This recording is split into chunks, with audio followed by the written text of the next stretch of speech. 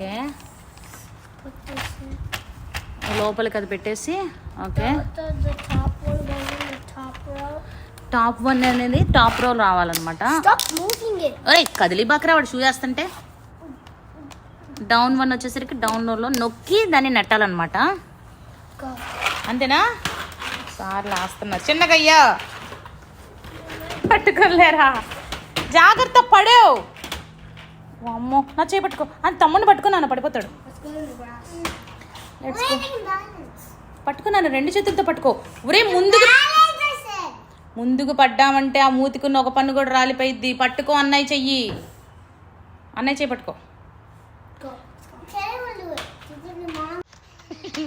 సార్ని జాగ్రత్తగా తీసుకొస్తున్నావు.